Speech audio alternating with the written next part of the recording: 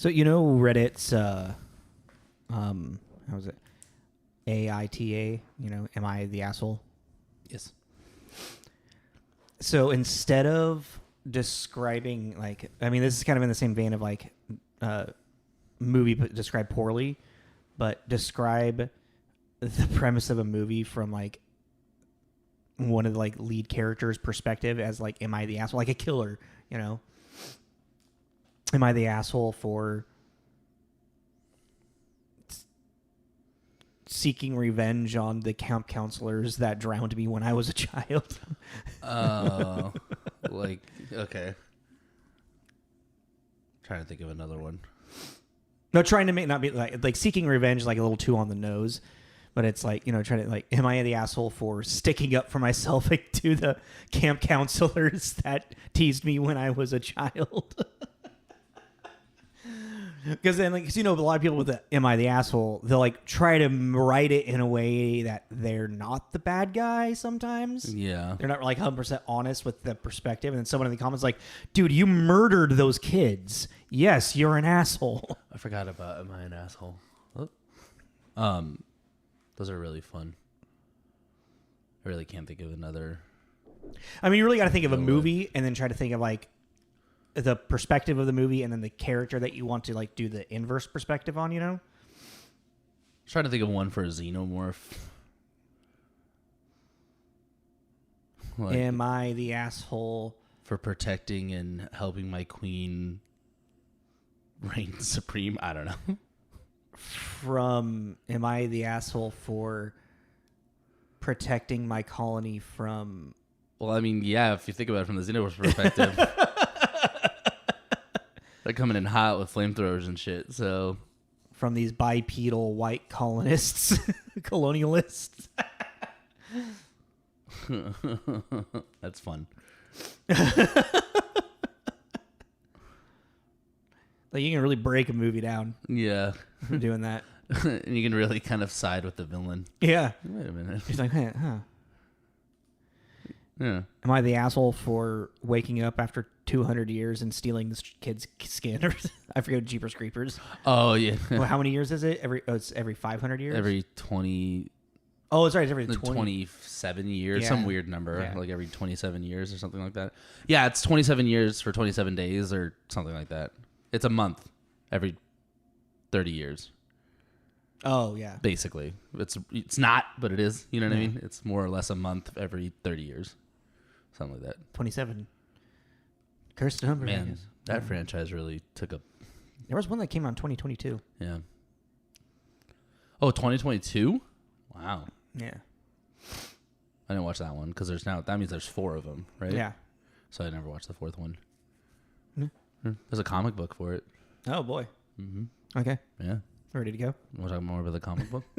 This is Tommy. This is Jacob. This is Tommy and Jacob's mixtape.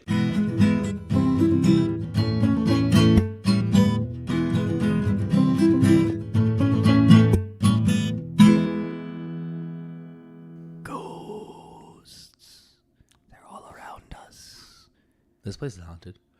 Sure. I say that a lot. Yeah. It is. I feel... people... What? I feel like a new person started working at where I worked, and they within the first week, pretty sure this place is haunted. I'm like, Jesus Christ! What's wrong with that? I don't know, it's some people will just immediately just jump to that conclusion if they hear a sound. While they're by themselves, oh, this place is haunted. It's no. But this place is haunted. By the dead pirates from the pier. I wouldn't be surprised if there's ghosts attached to that fucking wood out there. Maybe that's what it is. Took them from their fucking resting place. Yeah. Well, on the topic of ghosts, hi, I'm Tommy. That's Jacob. This is TJ's Mixtape. We are a movie review podcast, so we talk about movies, who made them, how they were made, who were in them, and then kind of do an overview talk about themes and ideas behind the movie, and then give it a rating. The rating is arbitrary, but puts a nice end to the episode. And we are starting with our spooky season. This is now season 5, So we've been doing this now. This is the 5th year. Going into 5. Going into 5.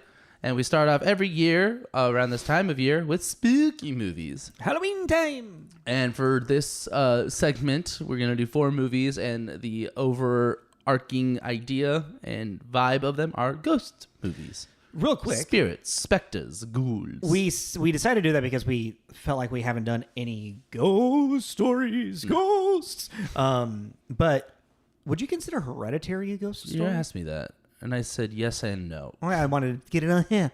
But but I'm just saying yes and no because it's like she's being possessed, he's being haunted.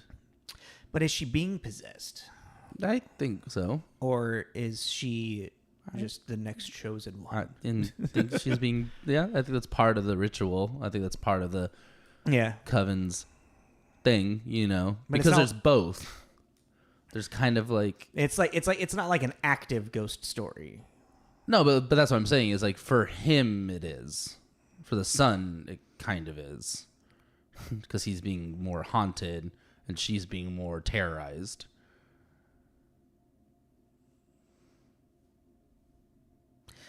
You could really flip those words because she's being haunted by her past and he's being terrorized by a ghost.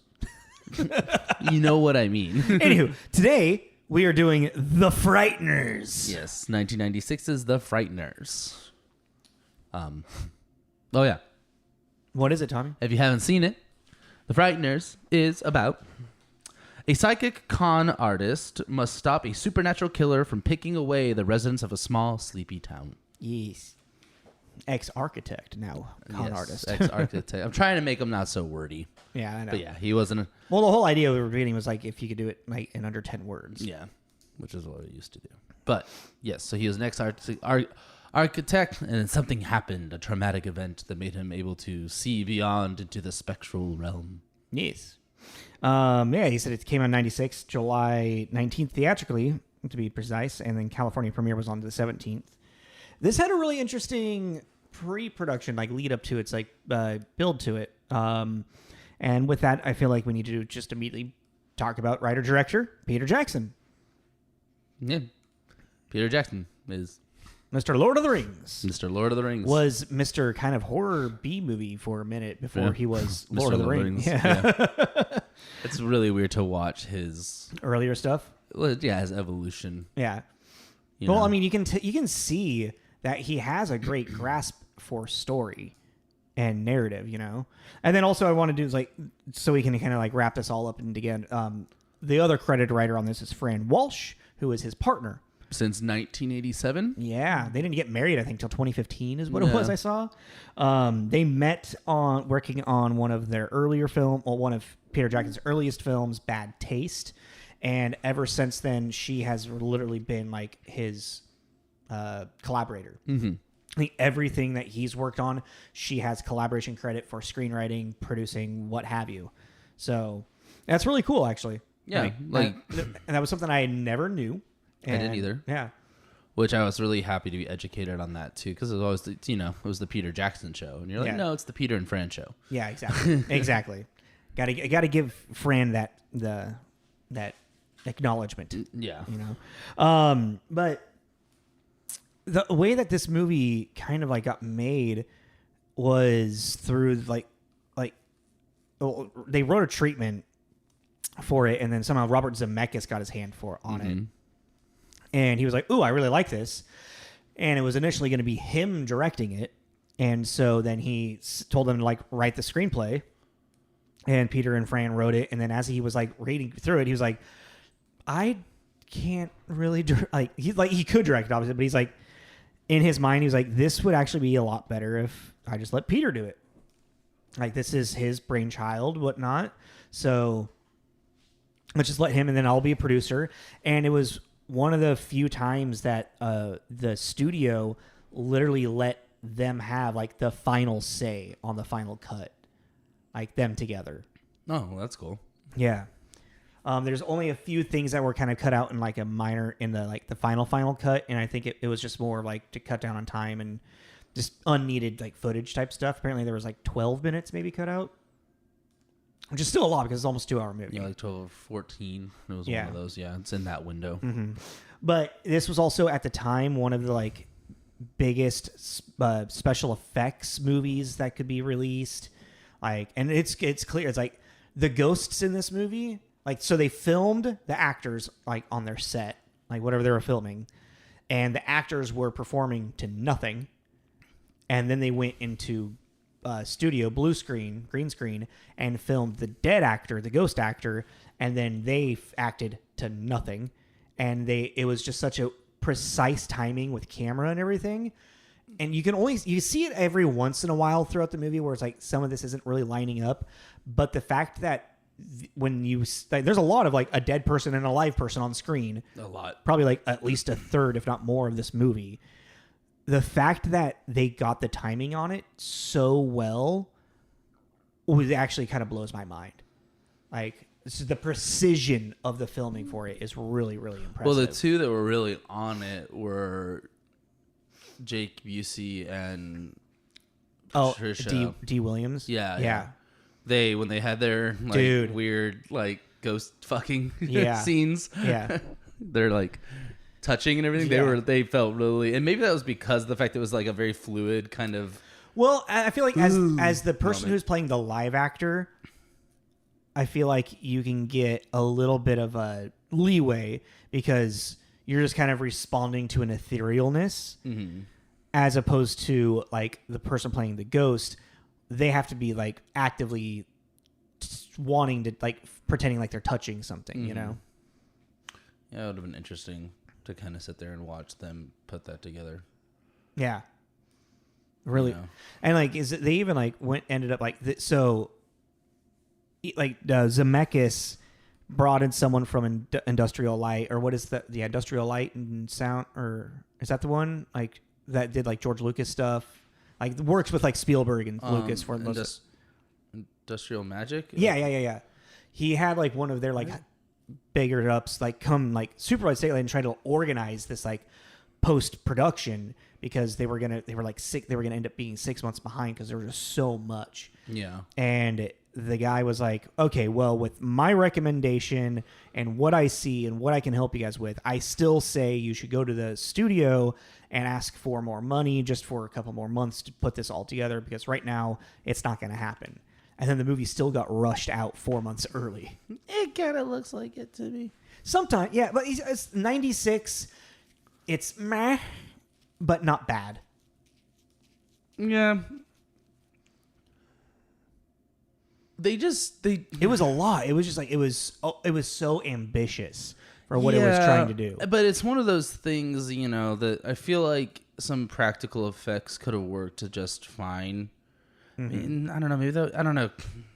So I read somewhere that they even for the Grim Reaper, they were attempting a little bit with Like practical a puppet effects, and it just didn't mesh. It didn't feel right because of everything, all the other ghosts being not that. Yeah, but I mean, I was kind of thinking about him in the wall scene, and more specifically when he is in the painting. Yeah. And I was like, that's a really cool idea, a really cool concept, but that looked weird because it's like this physical painting came flying off the wall, and then now suddenly it's computer generated. And even when he's out there, he looks like a rough video game model that hasn't been textured yet. And I was like, maybe that you should have made into some kind of puppetry kind of thing, because it is. And then cleaned it up with special effects. Yeah, because it is like that. Like the ghosts make sense, even the Grim Reaper, because now all the ghosts look fluid. They're all kind of one thing. So your brain goes, okay, this is how ghosts look. But him entering into like possessing an object, a physical object, and doing that made it kind of like really, that scene specifically really stood out because of, and it was how his arms were moving. He's like like that, and I was like, that didn't age well. That weirdly is the physicality of Jake Busey as the character, though. If you think about it, like when he's like grabbing people, he's always like kind of grabbing it like that. Yeah, but I mean, it's more the shape. Yeah, the shape of said arms. I think the worst one was in the cemetery when he goes down and he starts fighting the blob of Bartlett. That's the roughest one. That's kind of exactly what I'm talking about. Yeah. It's the shape of it. It looks like It looks like it's like test footage that you're showing someone to be like, hey, this is what we're thinking. What should I we would do? say it looks like test footage today. Yeah. But for 96, it was probably like, this is about as good as we're going to get it. That's what's hard. It's hard for me to say. Because it's like, well, there's just like, I mean, also a rushed project. They're like, if we had another 4 months, we could add a lot more texture, but we can't. Well, it's also a studio very inexperienced. Yeah, but that's that's Peter even Jackson's like New Zealand special effects studio. Yeah, yeah, but that's kind of my point too. It's like only because this wasn't just a new special effects studio. This was a special effects studio that was new very much to computer stuff. Yeah. They were very much an in practice, like physical. And I'm like, okay,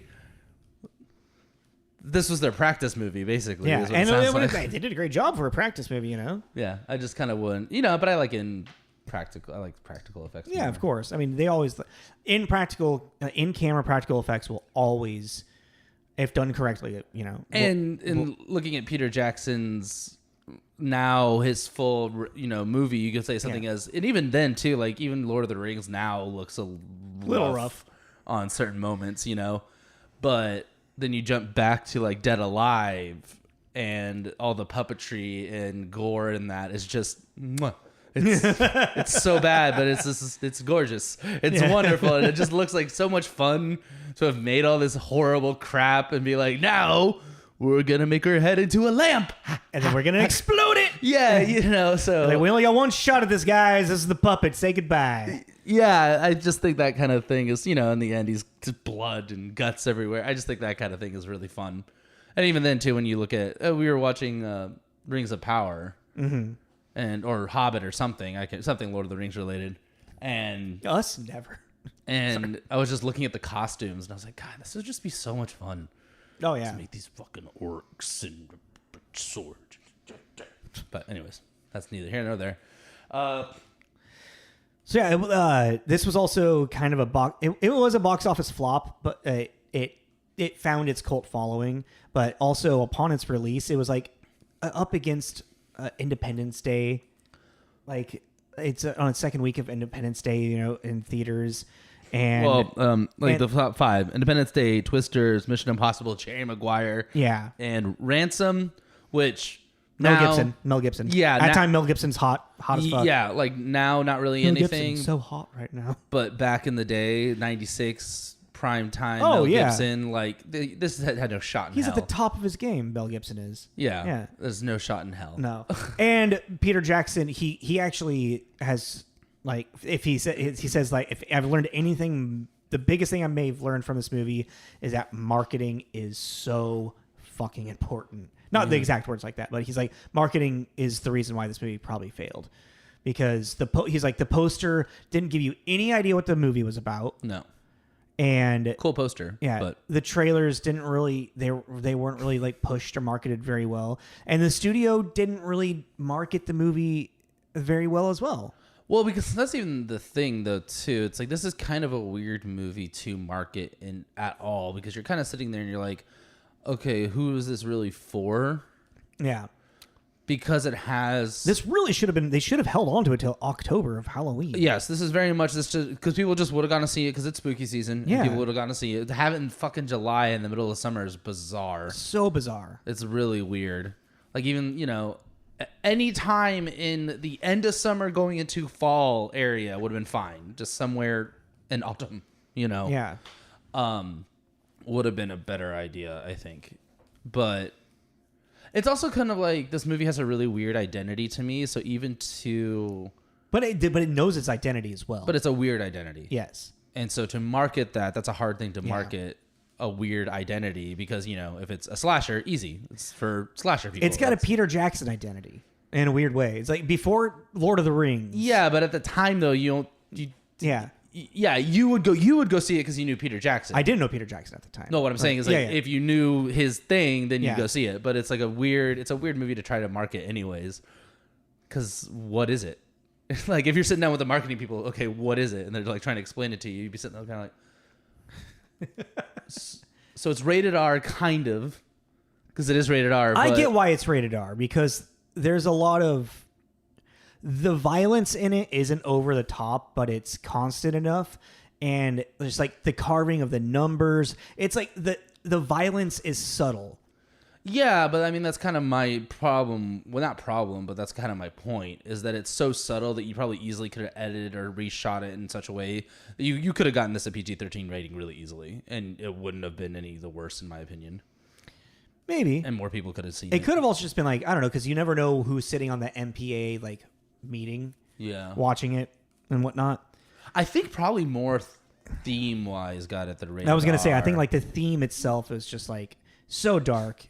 And morbid. And there's mass shooting topics. There's it's about a serial killer coming back as a well, a mass murder turned serial killer in post-death. That's what I'm saying too, going back to the marketing thing. Yeah. Like, wait, what? No, that's what I love about this movie, is that even though it's I feel like it's more of a mystery thriller, because the movie unravels and unfolds more and more until finally the very end, when you realize that it's been Bartlett the entire time, which is cool.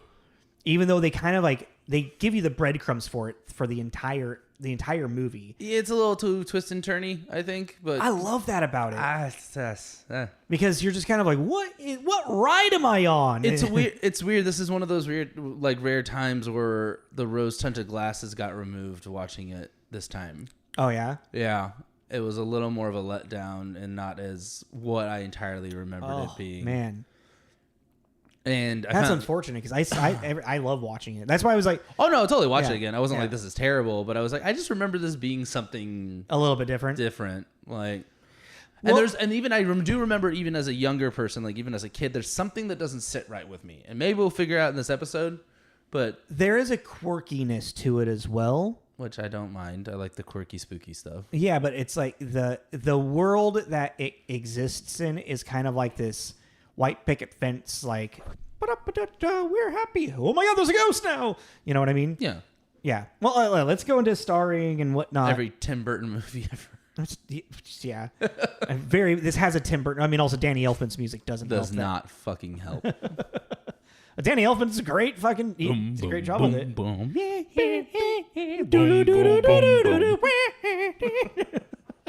Should we just acapella recreate some Danny Elfman acapella? All right, let's get into. All right, well, we went through writer, directors, and whatnot. So this movie is starring good old Michael J. Fox. Yes, Michael plays Frank Bannister, our architect turned psychic, con man with a troubled past. Man with a troubled past. Man with a troubled past. And if you don't know, Michael J. Fox, Back to the Future. Yep. Spin City. The Michael J. Fox show. That was short-lived. It was a year. Curb Your Enthusiasm. Yeah. Oh, what did I see? Oh, I didn't write it down. He's Stuart Little. Yeah. Oh, dude. Also, did you know there's 3 Stuart Little movies? No. 2 live action, 1 animated, and the animated one still has Gina Davis, Hugh Laurie, yeah, and Michael J. Fox as the voices in it.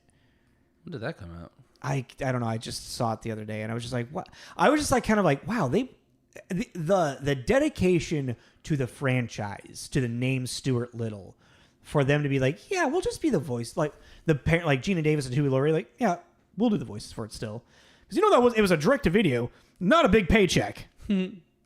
So they were literally doing it because, like, yeah, even Michael J. Fox, like, come on, guys, just do one last one for me. I'm sorry. There's just a Back to the Future video game. Yeah.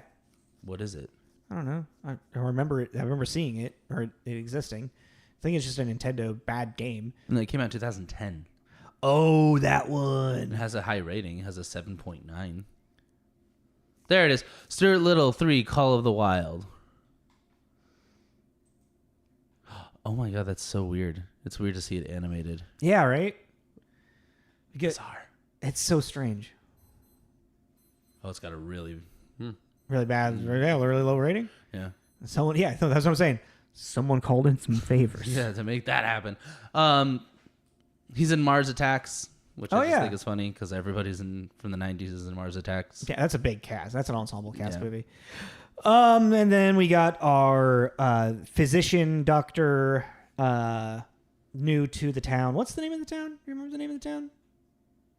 No, but I'm sure we could find it out right quick. Well, Trini Alvarado, who really was just kind of a big hit in the Fairwater thing. Big hit in like the late 80s, early 90s ish. She was in Little Women, the 90s Little Women, and then she's just gonna be. Yeah, like I've never seen her in anything. Her character Lucy in this is one of the most naive characters. That's that every time I watch it, I just start to realize more and more how just naive and just gives in to whatever's going on type thing, you know, like oblivious to so much. Well, I mean, I just thought it was funny how quickly she got over her husband or dead husband. Yeah. Well, even just like how she's watching Patricia in the house going, and she's just like, oh, there's been ghosts around you this entire time. Well, and at this point, but that's also the container of the movie as well. Yeah. Who do you got next? D. Wallace, Patricia. Okay. She's the mother in E.T. Oh yeah. She has 271 acting credits. I was like, holy shit. I saw that too, and I was like, oh, that's why she looks familiar. You've seen her in a lot of stuff. Like I wrote down like Cujo and The Howling, but like she's just like literally all over the place. And like through the 80s, and I think that's why she probably did this, the 80s and kind of 90s, she was like in a lot of like science fiction horror movie stuff. Funny enough, she was in Jeepers Creepers Reborn, the 2022 one. That's why I saw that. Has a 2.5 on IMDb. Hell yes. You know that's going to be a fucking... That's going to be a ride. Yep. It's going to be something. Dee Wallace's performance in this is so over the top and wonderful, in my opinion. Like, she really, like, her crazy, like, sells a lot of this movie. Well, it's opinion. Like, also, it's like at the end here, it becomes a straight up horror movie. Yeah. Which I forgot about. I was like, oh, yeah, well, she's just hunting this chick down with a shotgun. Yeah. And just yeah. Then Jake Busey, who we talked about in Starship Troopers. He's definitely his father's kid. What is it? Jelly. I get the jam jelly and you just give it a kiss. Oh, that deep fake AI thing. Is that what that is? Is that an AI thing? That's what. After a while, that's what I kept hearing, was that it was actually just like a face thing. That's crazy because I feel like... I don't know. I feel like that video came out before all that shit was happening. No, that was popping for... I don't know. I'm not going to say anything about it because I don't know. Yeah. Sorry, back of my ear itches. There you go. I don't know. But yeah, that thing. That's the last I heard about it, that it wasn't actually real. But Jake Busey, also absolutely, all of the. I really feel like all of the performances in the movie are really absolutely fantastic. Trini's the only one that's, her character is just so different, and she does a good job with what she's doing with it. Maybe it's like I just don't like the character. Is just, it might be a character problem that I have with it, and not her performance. Now that I think about it. Yeah, I mean, she does that thing kind of that you want people to do in these kind of movies. Let's just call it a horror movie because it ends up... It is, yeah. Yeah. In horror movies where, you know, you always have those characters that are just completely resistant to the fact of what's going on. Yeah, the obliviousness. Well, you know, or the it's so out of their comfort zone of what reality is that they're like, no, there's a logical explanation. And it's like, no, the explanation is that we have things going around eating people. Yeah. Like, but she's kind of the polar opposite, and she just kind of so easily just like, gives into everything. Rolls with everything with no questions asked. Yeah. And you're kind of sitting there and you're kind of like, maybe you should ask a couple questions. you should try and kind of figure out what the fuck is going on. Like, maybe. And that's what I mean by the naivety of her character, you know? But it's like that. She just kind of rolls with it a little too. She's like water, you know? She just goes. She's water off a duck's back. She just can't be bothered. You know? Like, so it's just kind of. Yeah. But then well, I guess that was a long-winded of saying it. I think it's a character writing thing. Yeah. It's not her. It's the writer writing of the character. What did you? Okay, so looking at Jake Busey's character design of Bartlett, I really love that they have the frying of the electric chair on the top of his head, but I never my brain doesn't register that as a burn mark, as it always looks like hair in my like he has a weird bad bowl cut, or a little toupee thing on, and it's not distracting, but it's I literally have to sit there and stare and look and focus to see it as the burn mark. Do you see what I'm saying? I do, but that also might have been the way they shot the two scene thing, is that the makeup artist put it on there in a certain way. And it looked really cool. And then when it transferred over to the blue, kind of translucent blue thing, and it's kind of well, too bad, too late. Yeah. We can't do anything about it now. It's a cool still attention to detail.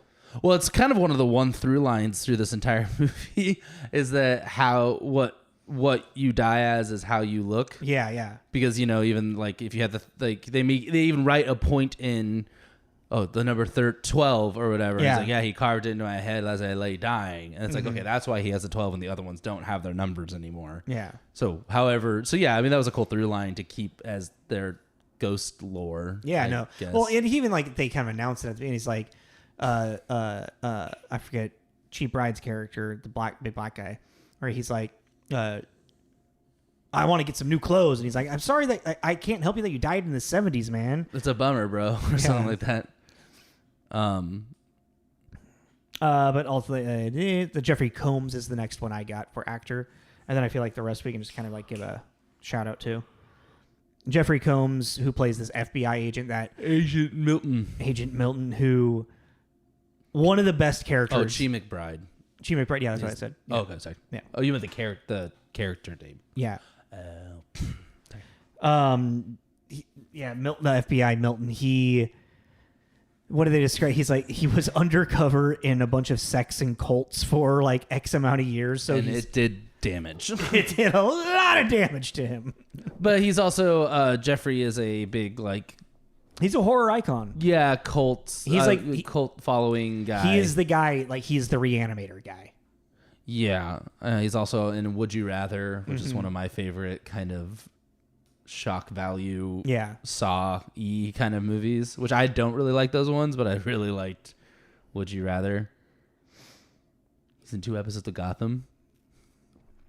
Yeah, we're having just everything coming around, but he's probably my favorite thing in this movie, honestly. No, his character is so unhinged and just uncomfortable. Yeah.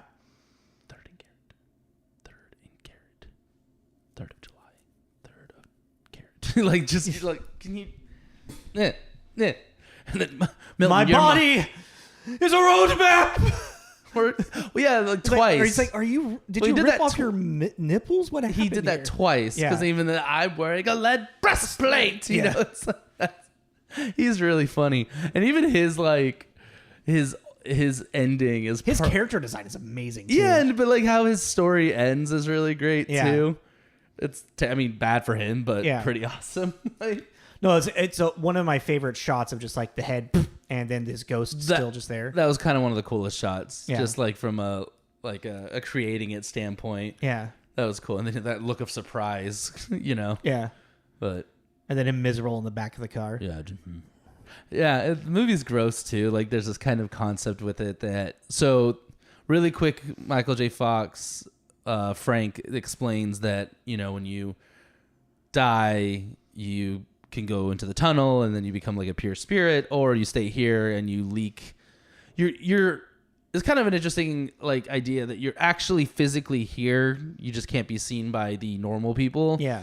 But you're this weird collection of particles of ectoplasm that leak out of every orifice. And the longer that they're there, it almost seems like they're tandem with their body decomposing. Yeah. So they start to look more and more, which that was inconsistent because then the judge looked one way and then Ray started looking really terrible really quick. But our 2 other guys Cyrus and Stu. Yeah. Cyrus and Stu, that was their names.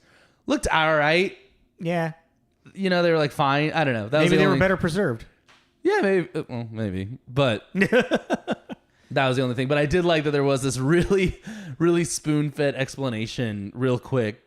I like the way that they describe the backstory in this movie because it doesn't feel like spoon-fed because it's literally a character explaining it to a character that doesn't know. Yeah. No, I was going to say, it's spoon-fed to us as the audience, but it works in a way because he's just, this guy died and he doesn't know what's going on. So And he's like, why didn't you take the light? What fucking light? What are you talking about? The light that fucking...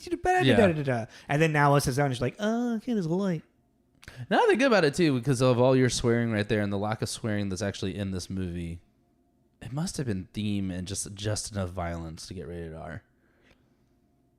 Because there really isn't that much swearing. Not like anything crazy. Well, yeah.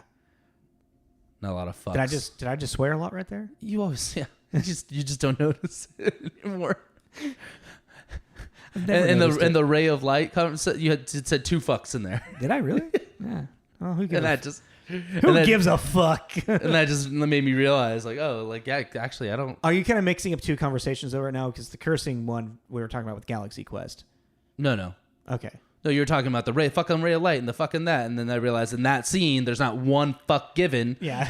And you gave us 2, and then I started thinking about the movie, and I was like, well, there actually really isn't. I mean, there's like bullshit and shit. And... We need to kind of hurry up. We're at 36 minutes already. Okay. Yeah, I'm just noticing that. Sorry to cut you off, but finish actors and then let's get into reviews. Oh, that's all I had. Well, I was going to do a quick shout out to John Astin, who played Judge. He was the OG Gomez in the 60s, which is, I just thought was cool because he's a wonderful comedic actor. Oh, yeah. Yeah, when he's talking with his mouth like this. G. Bride, who was Stuart, I think Cyrus, actually. Jim Fife, X-Files is what I recognize him from. I love calling him X-Files. Troy Evans always plays a cop. Yeah. Where did I put Peter Dobson? Oh, Peter Dobson. Roy, Lucy's husband. He played the young Elvis in Forrest Gump. Ray. But, Ray, thank you. Ray. But yeah, so I mean it's got a decent sized cast, and I'm not even like talking about everyone as well. There's a couple more people that are there's a lot of familiar faces. Yeah, a lot of familiar faces. Millie Linsky has a quick little cameo in it. This is before she was really big, and the only reason she's in it is because she did Unheavenly Creatures with Peter Jackson before this. And also Lucy's last name is Linsky, and they literally named that character after Melanie Linsky. Oh, funny. Yeah. But yeah, let's get into reviews. IMDb has us at a 7.1, which I think is fitting. The tomato meter rating is a 67 on Rotten Tomatoes, and they've switched the audience score name to Popcorn Meter. Oh, sure, why not? Why not? But that's a 71 as well. I don't think did I not? Did you not save them? I don't think so. No, I didn't. Huh. That's weird. But it'll be in my history. Just give me 1 second.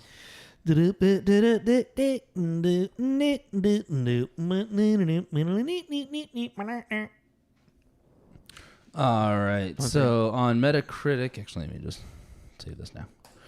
That was weird. So on Metacritic, this has a 52 out of 100, coming to mixed or average. Wow, that's lower than I would expect it to be, honestly. Well, I don't know. With 12 positive, 11 mixed, and 4 negative. So the top of the top, Ken Tucker, who gave it an 83 at Entertainment Weekly. The Frighteners is also that rare horror film that actually gets better as it proceeds. This scare machine has a heart and a brain. Nice. I will ask you one question with that, actually, because he's brought that up. This I consider as a horror comedy. Do you see anything in this movie that is actually scary? I guess the imagery, for some people. And concepts. I would love to enter into a person's consciousness and see what scary is to them. Does that make sense? We have our friend who now lives across the country. His wife, she gets really scared at things, like blood. She can't do it. Like it freaks her out. It's like it's anxiety ridden. It's everything, and I would like. I don't know. Just like not like the only thing that kind of scares me is like alien abduction stuff and some ghost stuff. But at the end of the day, I can just sit there in bed and be like, yeah, whenever I'm in my head, I can just go to sleep. Yeah, I mean, what does being scared feel like, Tommy? Of a movie.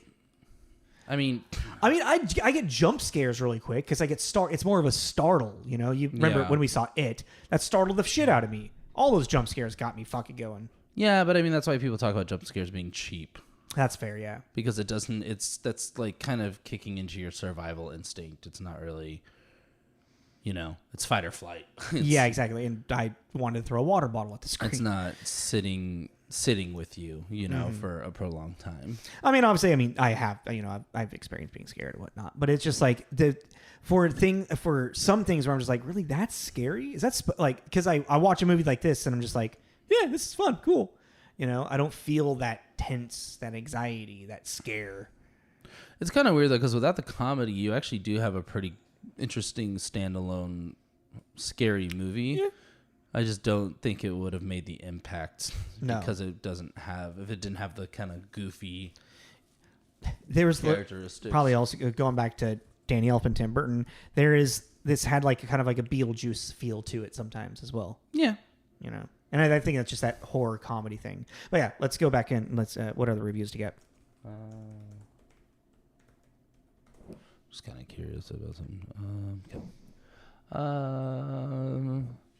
For the mixed 60 at TV Guide by staff uncredited, a high wire spook show without a net. Half the fun is watching it teeter between the tastelessly amusing and the unforgivably gross. That sounds like a Peter Jackson film. Mm-hmm. That really does, yeah. And then negative, the bottom was 25. Jonathan Rosenbaum, who gave it a 25 at Chicago Reader. The ugly, aggressive, proliferating effects were all I could begin to contend with, and try to keep interested in them was like trying to remain interested in a loudmouth shouting in my ear. And then I just thought this, Ebert also gave it a -1. Really? And the little excerpt from it is, last year I reviewed a 9-hour documentary about the lives of Mongolian yak herdsmen, and I'd rather see it again than sit through the Frighteners. Whoa. Sometimes we don't see eye to eye, Mr. Ebert. But I don't know. This kind of movie, though, I kind of get that, though. It's like, I feel like it's either your cup of tea or it's not. And it's really hard to objectively. I think it's also how it's being served to you as well. You know, I mean? like, because like we're talking about, it's like the marketing for this movie was not good. You're even asking like, who's this movie really for? You know, if you have this understanding that this is a horror comedy that is a kind of about like, you know, acceptance more than anything, you know, because that's like Frank Bannister's whole like arc is, you know, accepting life as it is, and well, and to actually live, to not live in the past, you know, like he's still like mourning and grieving and obsessing over what happened, what he's blaming himself for his wife's death. And even though he finds out, you know, and that's kind of the arc, he finds out, I was like, oh, they fucking killed her actually. Well, it's not even that, it's not knowing if he did kill her. Yeah. You know, because he has no recollection of it. So obviously he, you know, that's something they don't really touch base on, really, but you can kind of make that assumption as an audience member. Yeah. You know, but yeah. I had another thought about that. But I mean, it's kind of like if you're given this movie in a sense of just like, oh yeah, no, this is a horror movie, you know, you know, it's about a horror movie about ghosts. There's ghosts in it, and this guy who, you know, thinks he killed his wife and whatever, you know, it's like it's so much like I was saying earlier, so much is unravels and is unveiled in this movie that it's a pretty complicated movie when you like try to explain it. But I feel like they did a great job narrative wise where you follow it very easily. Like it's not how you don't, there's never a moment where you're like, I never, even like when I was younger, when I watched this, there was never a moment that I was like confused of really who was what and what was going on. Well, I also think from back to the kind of like, advertising and promoting it, if I remember correctly too, the trailer kind of showed and really leaned into the Grim Reaper thing. Yeah. Which I was kind of like, that is such a kind of side note, because in the sense of also you never really explain that, what's going on with that, because it almost seems like he's getting he stole the Grim Reaper scythe and that's what's giving him this form and these abilities. I felt like it was more he just decided to take the form of it. No, but then Bannister takes the scythe, hits it, and then it all goes back into the scythe. Yeah. Which to me felt like even a story beat that they maybe decided to cut out or didn't really fill out completely. Yeah. Because, and then with the trailer too, and right, that is, I'm thinking of that right? Thinking what right? The trailer really leaned into the Grim Reaper thing. I can't really remember the trailer. Okay, then, but that sounds correct though. Yeah, then we'll skip it then. Because you can't remember. I really remember that being a thing, and maybe there was a trailer like that, but I remembered that death has come to Sleepy Town, and they show their pair, and so the whole idea was that it was him fighting death, like which is, but that's kind of like that's capital D. Yeah, that's kind of what it's leading towards. Like even is like when like Cyrus, Judge, and Stu are sitting there, and the judge is like, "No, it's the fucking Soul Eater, dude." Like, yeah, it's a MacGuffin. We're being misled that it's going to be this thing, and then it's revealed, and it's like I said, it's like breadcrumbs, and it's done really well. It's like at the very first like scene of the movie, the prologue is Patricia and her mother being terrorized by this ghost that is essentially death. And then you learn through Lucy that Patricia was with Johnny Bartlett in this massacre. And like there's just like little pieces that are unlike just kind of left to where when Frank Bannister finally is like, all right, who the fuck are you? And is like beating the Grim Reaper, Bartlett's face appears, and you're like, oh shit. It's been Bartlett the entire time, and we were given the information, really, that it was. That spoiler's kind of ruined if you know who Jake Busey is off the bat. Like, why would you hire Jake Busey to be this killer guy only to have him in the movie for the first 10 minutes of this flashback? I guess. But, I mean, you don't know where he's going to come up later, and also Jake Busey, 1996. That's what I'm saying, though. I'm not saying then. I'm saying, like, if you were to watch it now and you hadn't seen it, I see, and you know who Jake Busey was, you'd be like, that's going to come back at some point. Yeah. But do you think he's going to come back as the Grim Reaper, because he's already Johnny Bartlett? I really didn't like that Grim Reaper bit. I don't know why. I liked that reveal, though. And that whole, like, on the cross is the slime creature. That was cool. It's kind of like a Scooby-Doo mystery. It's like, who's wearing the mask? Johnny Bartlett. It's been you the whole time? I would have gotten away with it, too, if it wasn't for you dead people. Well, then, yeah, and there's just like this brief second where they're starting to kind of imply that it's the dad that killed himself for like a second. I get. Yeah, that's another like misdirect. But I feel like that was real fast. That's more of Patricia.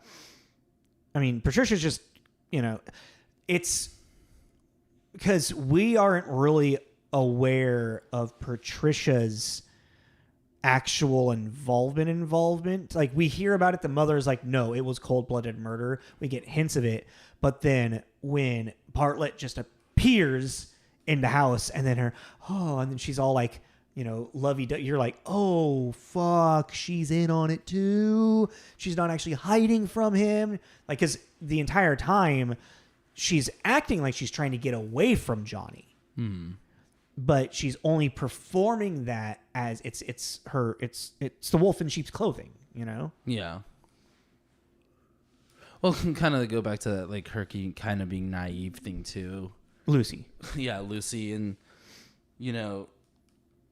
they're talking about how her at 15 was involved in this mass murder of the 12 people, and he says should have fried her along with Bartlett, and then she used to make some comment about she was only 15, so you can fall in love with the wrong guy. Anyone can, and you're like,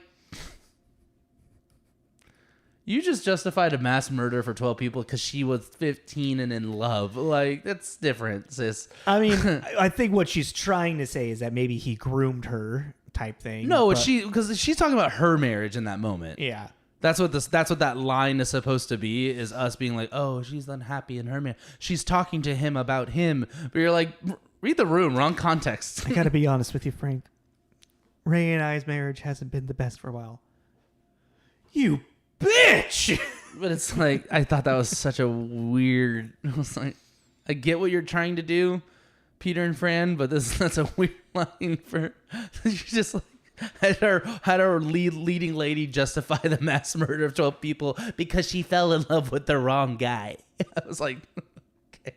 I thought it was funny and it wasn't supposed to be funny. It's also... but that's kind of like gives you an idea of the world that we're living in as well, you know, like that gives like it's a detail of like the type of character she is, you know, that's and even like Ray's just sitting there working out in their little like cookie cutter house type thing, and he's got his white picket fence that Frank ran over and his gnomes that he's obsessed with. It's like there's a quirkiness built through this movie, so like a line like that fits in a movie like this, you know. Uh-huh.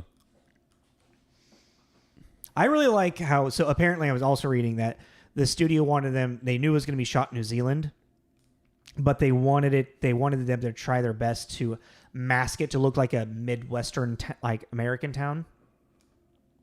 And I feel like it just looks like Massachusetts. Yeah, for that whole Midwestern thing, you know. But Massachusetts fits, you know. Yeah, but I'm like, why didn't you just shoot it in Massachusetts? I was kind of curious about what the wanting to... Well, it was shot in New Zealand because that's where Jackson's studio is. Yeah, but... Oh, why make it Midwestern type thing? Either. Why not just go... If you want a Midwestern, go film it in the States at one of the mini studios. Or if you want to do it in New Zealand, that's fine. To keep it looking New Zealand-y. They wanted to... I mean, it still looked like New Zealand, too. Yeah, it really did. It's very distinct. Did you note, like, there was, like... moments when they were going through like the little town, I was like, oh, this is the exact same little town that they filmed Dead Alive in. Well, because even that's kind of what I was thinking. I was like, Dead Alive, it's like there's a lot of similarities in between Midwestern and wherever the towns are shooting in New Zealand. Yeah. It's kind of cool too because there's just a little bit off. Yeah. From either perspective, you know, from New Zealand watching here and us watching there, there's just like a little things up. The biggest thing that really makes it stand out is when the extras come up and start speaking with that accent, when it's really thick too. You're like, oh shit, okay. I thought it was a little seaside town in Massachusetts. Yeah. Oh no, we're in New Zealand. Makes sense, you know.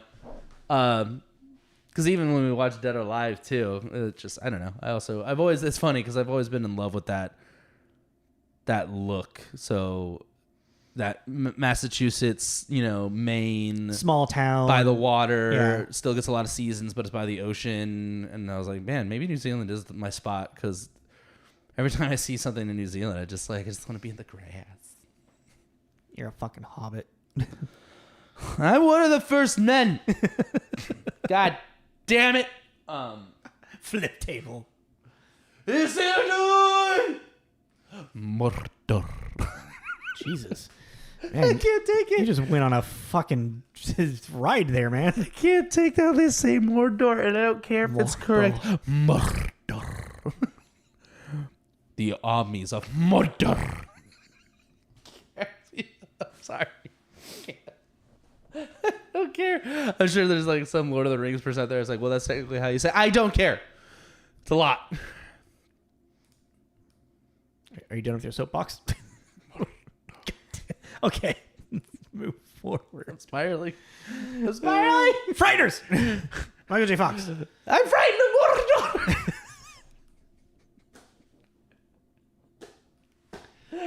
Okay, what? I'm done. I'm officially done. Actually, not really sure where else to go, really. I mean, and one of the things, like I said, the thing that I really enjoy about this movie is the unraveling mystery thriller of it. And like I said, a mystery, I think, is a good word for it because of like all of the misleads, the MacGuffins. Well, I mean, at the end of the day, too, the town is being plagued from the normal people. You know, we as an audience know that we're dealing with something else, but from the human normal perspective, like in this small town, people are just dropping dead from not a heart attack, massive heart attacks. Like their hearts are exploding in their chest. But they get their autopsy and their arteries clean as a whistle. Yeah. And so it's like it's a public health crisis, which is really downplayed too, because it's like it's because we're going through this lens of going with Michael J. Fox on his journey and that Lucy and all that.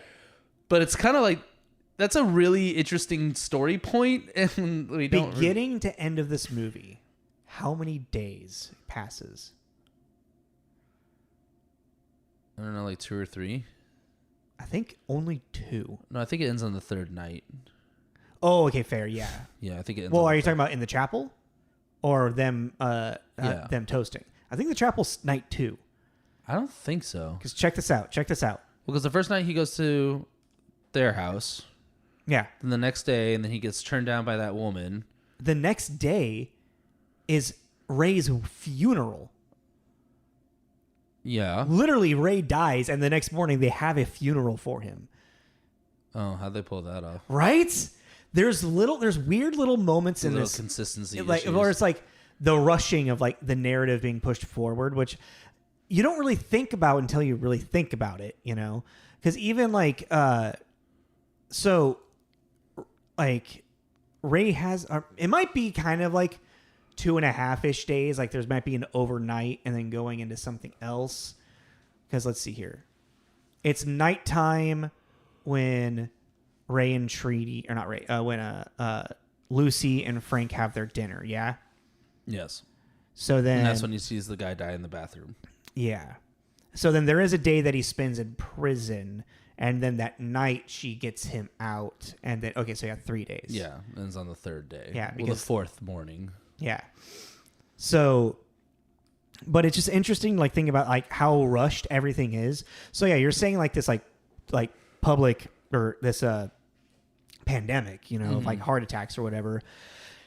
It's brought up. It's not like downplayed because there's no time to really discuss about it. Well, yeah, and there's just and this because the events are just happening so quickly. Well, there's also this whole thing that happens. It's just in these kind of movies in general, where, especially in this kind of slasher horror genre too, the cops get involved, and then it's never tied up how the cops are dealt with, like. For the entire last 3rd act of this movie, the cops are convinced that Frank is somehow, they're not sure how, but they're convinced that he is the killer that is somehow causing these heart attacks, whether it be a poison or the FBI guy Milton thinks it's psychic powers. Yeah. You know, they're Am I doing this?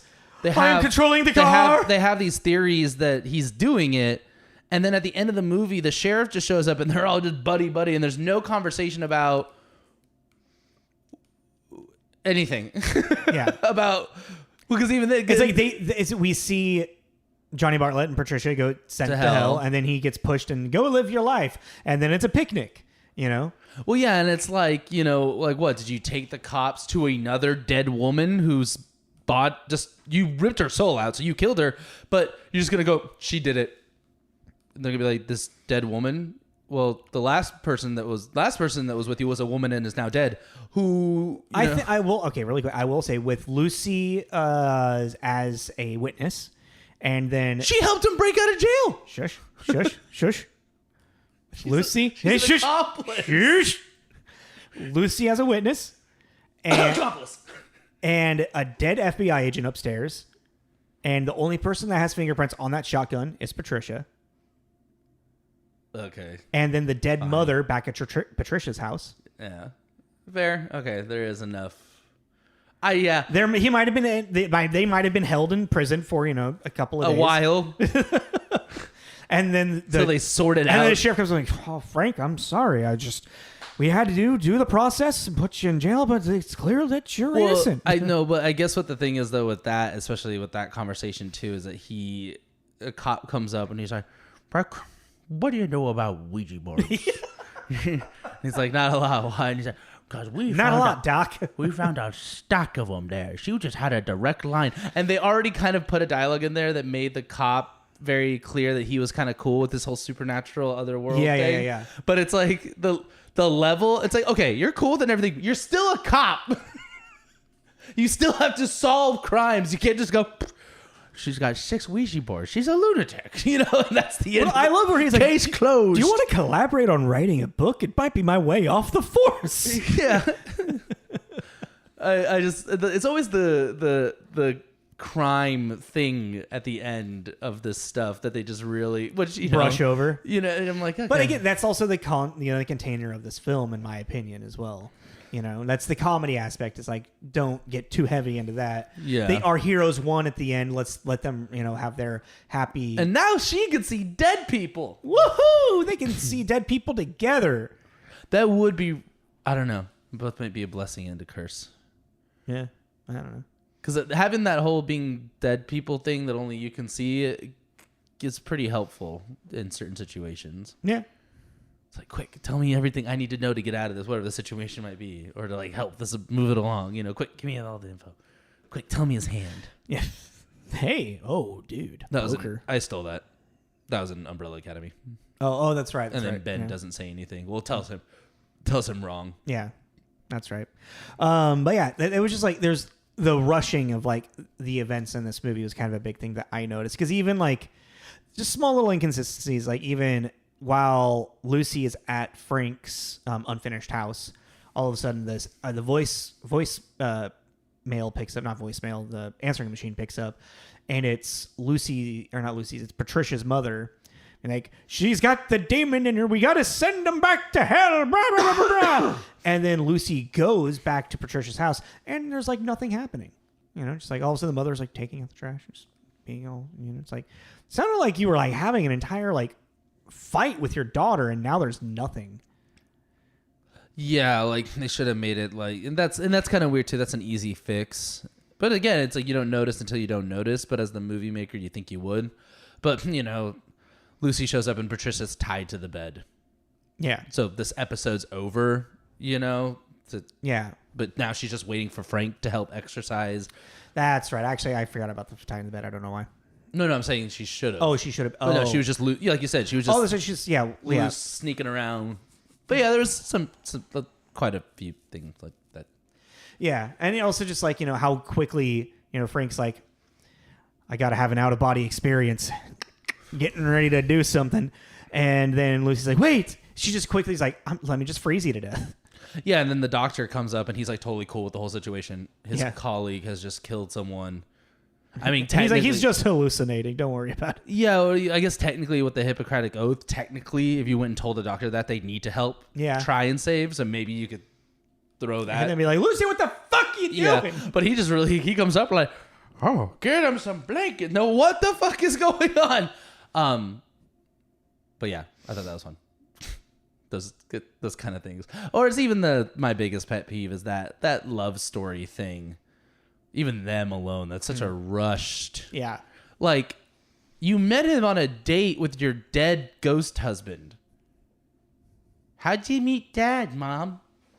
Oh, he swooped in after my ex-husband was murdered by a ghost.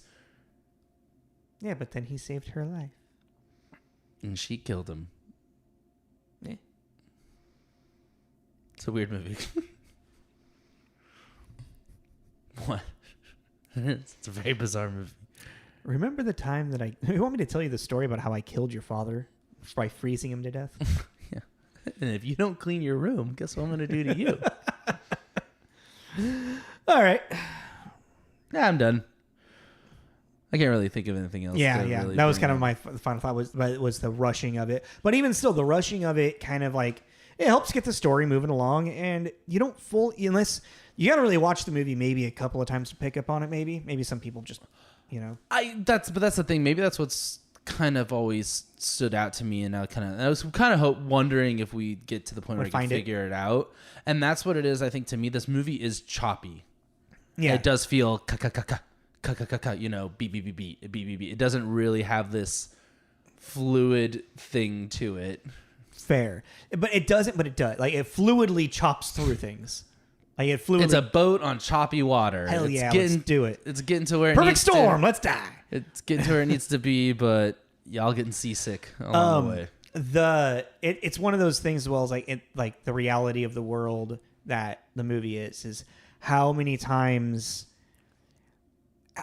can weird supernatural shit happen to a group of people, and yet the man who's coming around and saying like it's a ghost, they don't believe, like they're at the museum, and a casket just on its own will starts sliding across the floor, or the mummy coming alive and walking, and they're still just like what? I don't know. Well, and also just how those cops were so trigger happy. I couldn't get over that. I know. I was like, this is kind of wild. Like, for a stupid Schwarzenegger action movie thing, this is the kind of behavior you'd expect.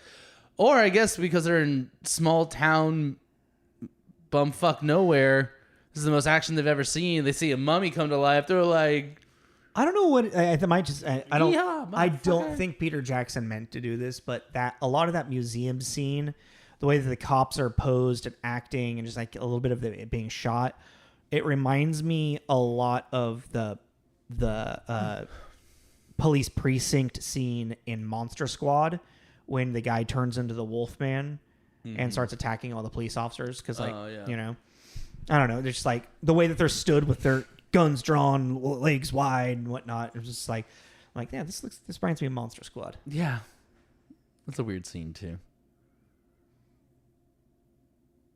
All right, well, what do you give it? I'm curious what you give it. Honestly, like a 2.5. Really? Yeah. Like, it's fun. I don't know. I mean, I'm just looking at this. What are you feeling? I feel like a 3 because, I mean, even like, I would even go as high as a 3.5, but I feel like since you can follow the movie super well, all of the performances for the container and what the world is are absolutely amazing.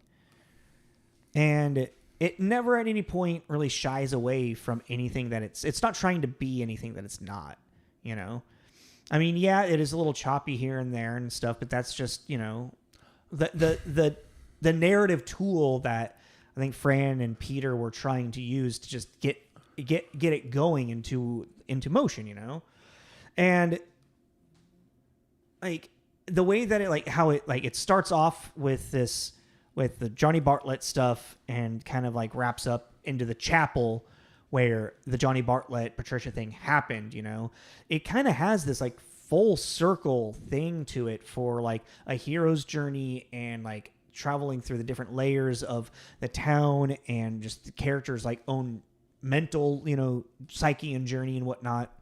I think it's a really well-written movie. I think a 3 to 3.5 is really there.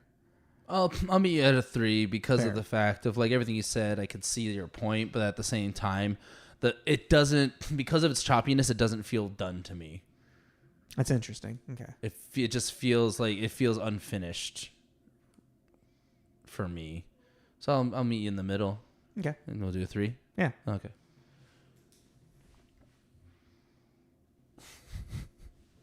All right. Frighteners, giving a 3 out of 5 karat. What are we doing next week? The Others. Ooh, that should be interesting. Yeah, we're doing The Others, a ghost story drama about a haunting in a house and a mother and her 2 children. Mm-hmm. And they're haunted. And they're haunted, and the mystery behind the haunting. And I haven't watched it in 15 years. So yeah, I think I definitely at the theaters, and then maybe at one other point, I think maybe an ex-girlfriend owned it and she put it on. That I can't recall fully. Yeah. Yeah, I have a vague memory of sitting with my parents on the couch. That's how long ago. Well, that'll be an interesting journey for you then. Interesting look back. Because I remember it being really good, but you know what time does to memories. Yeah. It skews them. Yeah, so follow us on... So, happy spooky season, first and foremost.